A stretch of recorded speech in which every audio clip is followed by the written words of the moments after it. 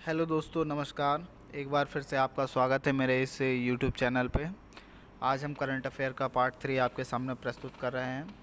तो कृपया मेरे वीडियो को शुरू से एंड तक पूरा देखें, नहीं तो आपको बहुत सारी सूचनाएं मिस हो सकती हैं। तो चलिए हम अब आज की क्लास स्टार्ट करते हैं। पहला क्वेश्चन आपके सामने प्रस्तुत हो चुका है। इसमें लिखा हुआ है, राफेल विमान को औपचारिक रूप से भारतीय वायुसेना में शामिल कब किया गया है।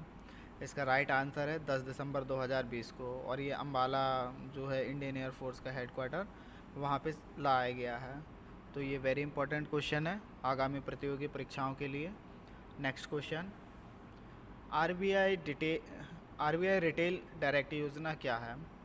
ठीक है, आरबीआई रिटेल डायरेक्ट योजना क्या है। देखिए, भारतीय रिजर्व बैंक ने 12 जुलाई 2021 को आरबीआई रिटेल डायरेक्ट फैसिलिटी योजना शुरू की। ठीक है, ये योजना कब चालू की, 12 जुलाई 2021 को। कृपया कर इस चीज़ को ध्यान दीजिएगा। और खुदरा प्रत्यक्ष योजना मतलब कि रिटेल डायरेक्ट स्कीम क्या है। आरबीआई की रिटेल डायरेक्ट स्कीम व्यक्तिगत निवेशकों द्वारा सरकारी प्रतिभूतियों मतलब जीएससी में निवेश की सुविधा के लिए एक स्टॉप समाधान है। इसको आप ये समझ जाइए, जी सेक्शन मतलब गवर्नमेंट प्रतिभूतियों में निवेश की सुविधा के लिए एक स्टॉप समाधान है। आप आरबीआई रिटेल डायरेक्ट योजना के बारे में दो क्वेश्चन याद रखिए। 12 जुलाई 2021 को चालू किया गया है, और ये क्या है, सरकारी प्रतिभूतियों के निवेश में सुविधा के लिए एक स्टॉप समाधान है। नेक्स्ट क्वेश्चन हम देखते हैं क्या है। नेक्स्ट क्वेश्चन क्या लिखा है, ट्विटर ने बंद की फ्लीट्स सेवा। ट्विटर ने 14 जुलाई 2021 को घोषणा की कि वह अपने फ्लीट्स फीचर को बंद करने जा रहा है। यह बिंदु ट्विटर के मुताबिक 3 अगस्त के बाद यह फीचर उपलब्ध नहीं होगा। ठीक है, ट्विटर इस फीचर को बंद कर रहा है क्योंकि यह ज़्यादा यूजर्स को आकर्षित करने में विफल रहा। तो ठीक है, ट्विटर की तरफ से ये फ्लीट्स जो सर्विस दी जाती थी उसको बंद कर रहा है। 3 अगस्त के बाद इसकी आप सेवाएँ नहीं ले पाएंगे। तो ये भी वेरी इंपॉर्टेंट क्वेश्चन है। ट्विटर क्या है कि ओवरऑल वर्ल्ड में चलता है, तो इससे संबंधित क्वेश्चन आपके सामने प्रस्तुत हो सकते हैं। नेक्स्ट क्वेश्चन हम देखते हैं। हाँ, नेक्स्ट क्वेश्चन क्या है, राष्ट्रीय करंट अफेयर। भारत के मुख्य न्यायाधीश एन.वी. रमन ने जेल अधिकारियों को जमानत और अन्य देशों को तुरंत प्रसारित करने के लिए फास्टर लॉन्च किया। फास्टर का फुल फॉर्म क्या है, ये very important, fast and secure transmission of electronic records. Faster के यदि आपसे फुल फॉर्म पूछा जाए तो ये क्या है और इसको किसने लॉन्च किया है, ये लिखा है मुख्य न्यायाधीश एन.वी. रमन। भारत के जो एन.वी. रमन मुख्य न्यायाधीश हैं, उन्होंने जेल अधिकारियों को जमानत और अन्य आदेशों को तुरंत प्रसारित करने के लिए फास्टर लॉन्च किया है। फास्टर का है fast and secure transmission of electronics record. इस चीज़ को आप ध्यान दीजिएगा। 17 जुलाई का वेरी इंपॉर्टेंट क्वेश्चन था। नेक्स्ट क्वेश्चन, भारत अगस्त के लिए यूएनएससी के अध्यक्ष के रूप में पदभार ग्रहण करेगा। अगस्त से भारत महीने के लिए संयुक्त राष्ट्र संघ परिषद का अध्यक्ष होगा। ठीक है, मतलब कि जो भारत है अगस्त के लिए यूएनएससी के अध्यक्ष के रूप में पदभार ग्रहण, जो यूएनएससी है राष्ट्रीय सुरक्षा संघ परिषद, उसमें भारत पदभार ग्रहण किया है।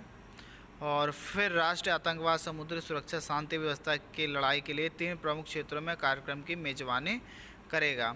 और मुख्य बिंदु क्या है, संयुक्त राष्ट्र संघ में भारत के स्थायी प्रतिनिधि कौन है, एस त्रिमूर्ति इसके लिए नियुक्त किए जाएंगे। तो यूएनएससी अगस्त महीने के लिए भारत इसका मेंबर बनेगा। वेरी इंपॉर्टेंट क्वेश्चन, इस चीज़ को आप ध्यान रखें।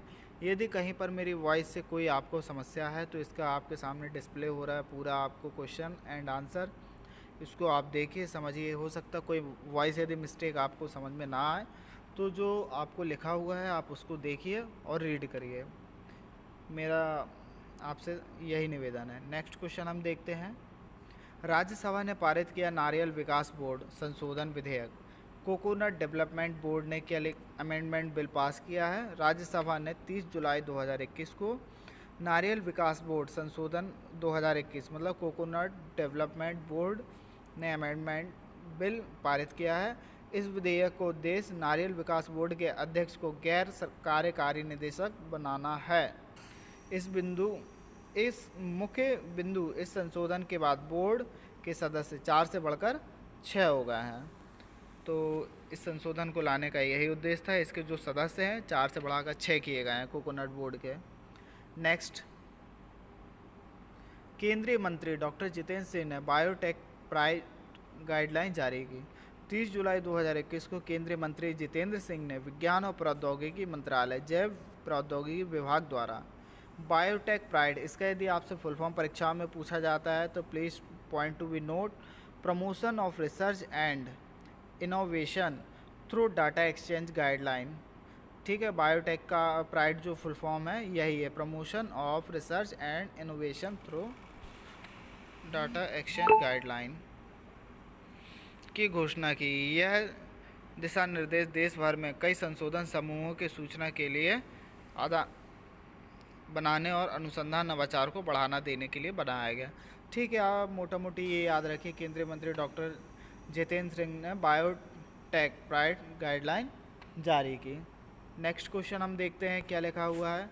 इसरो नासा का संयुक्त मिशन निसार उपग्रह 2023 में लॉन्च किया जाएगा। इसरो नासा संयुक्त निसार मिशन, नासा और इसरो का सिंथेटिक एप्रिशिएंट रेडार उपग्रह, जिसका मुख्य उद्देश्य अनंत राडार छवियों का उपयोग करके विश्व स्तर पर पृथ्वी की सतह से परिवर्तन को मापना है, को 2023 की शुरुआत में लॉन्च किया जाएगा। ठीक है, इसरो और नासा के साथ ज्वाइंट एक ऑपरेशन चालू कर रहे हैं जो कि 2023 में लॉन्च किया जाएगा। उसका नाम है Nisar satellite. Next question, RBI ने Madgaon urban cooperative bank limited का लाइसेंस रद्द किया। वेरी इंपॉर्टेंट क्वेश्चन है, इस चीज़ को आप लोग याद रखिए। रिजर्व बैंक ऑफ इंडिया ने Madgaon urban cooperative bank company limited का लाइसेंस रद्द कर दिया है, क्योंकि बैंक की वर्तमान वित्तीय स्थिति के कारण वे अपने वर्तमान कार्यकर्ताओं को पूरा भुगतान नहीं कर पाएंगे। तो this is very important for all categories. इस क्वेश्चन को आप याद रखिएगा। आरबीआई ने मडगाम अर्बन बैंक कोऑपरेटिव का लाइसेंस रद्द कर दिया है। नेक्स्ट क्वेश्चन आप देखिए, पंजाब का भूजल स्तर हर साल 1 मीटर गिर रहा है।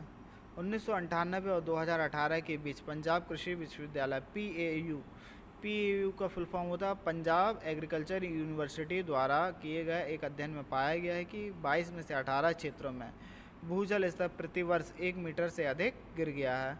तो ये क्वेश्चन भी याद रखें, बहुत वेरी इंपॉर्टेंट क्वेश्चन है। नेक्स्ट, मध्य प्रदेश में सामाजिक आधिकारिक शिविर आयोजित किया गया है 31 जुलाई 2021 को। दिव्यांगजनों के लिए सहायक उपकरणों और एड्स के वितरण के लिए सामाजिक अधिकारिता शिविर का आयोजन किया गया। मुख्य बिंदु दिव्यांगजन अधिकारिता विभाग, जिला प्रशासन छिंदवाड़ा और एलिम्को के साथ मिलकर सामाजिक न्याय और अधिकारिक मंत्रालय की एआईडीपी योजना के तहत इस शिविर का आयोजन किया गया है। तो ये कब किया गया था? 31 जुलाई 2021 को, है ना।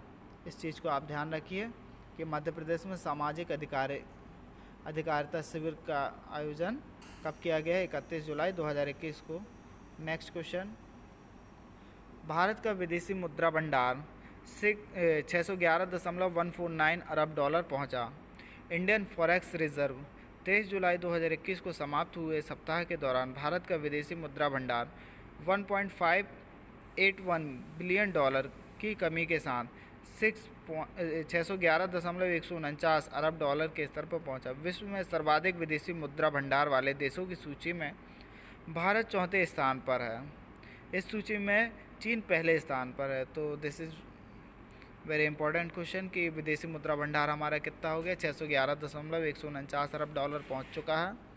नेक्स्ट क्वेश्चन हम देखते हैं, उड़ान योजना के तहत 780 नए हवाई यातायात मार्गों को मंजूरी दी गई है। भारत सरकार ने घोषणा की है कि उसने उड़ान क्षेत्रीय हवाई संपर्क योजना के तहत 780 नए यातायात मार्गों को मंजूरी दी है। मुख्य बिंदु नागरिक उड्डयन मंत्री ज्योतिरादित्य सिंधिया, हमारे वर्तमान में नागरिक उड्डयन मंत्री कौन है? ज्योतिरादित्य सिंधिया ने लोकसभा को बताया कि उड़ान योजना के शुरू होने के बाद देश में 359 रूट खोले गए हैं।